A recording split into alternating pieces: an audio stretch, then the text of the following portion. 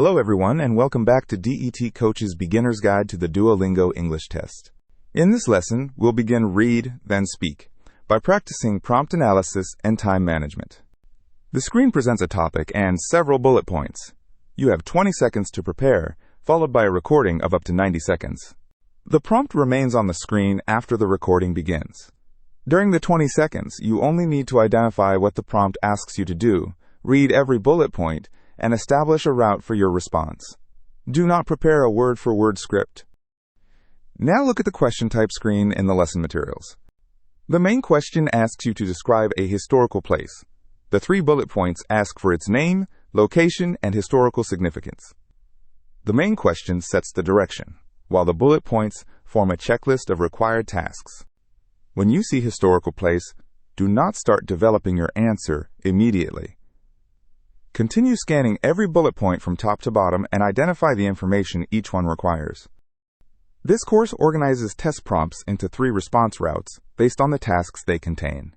A personal experience prompt asks you to describe an experience involving collaboration or another specific experience, then add the relevant people, sequence of events, feelings, or evaluation.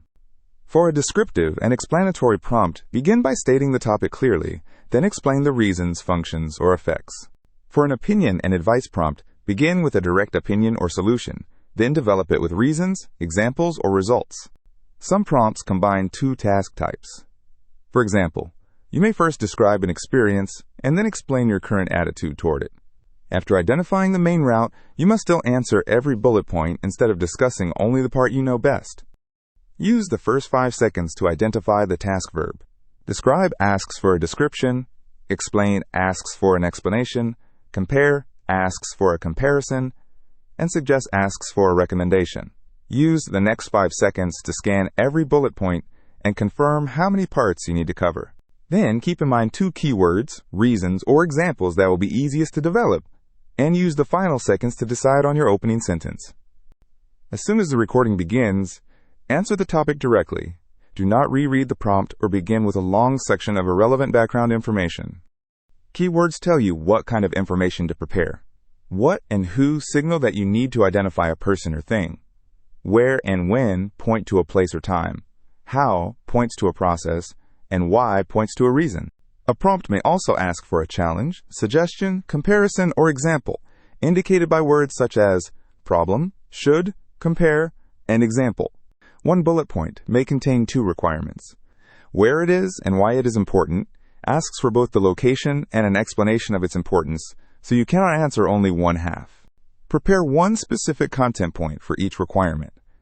During the response, you can use first, another point is, and finally, to remind yourself to move on, adjusting the order to fit your content. When the 90-second recording begins, use the first 10 seconds to answer the topic directly. In the middle, develop each bullet point with at least 1 reason, example, process, or effect. If you spend too long on the first point, make yourself move on. The phrase, another important point is, can help you transition to the next one. Use the final 10 to 15 seconds for 1 concluding sentence. Do not suddenly introduce a new idea that would require a detailed explanation just before time runs out. In the next lesson, we'll begin learning a speaking template for personal experience prompts.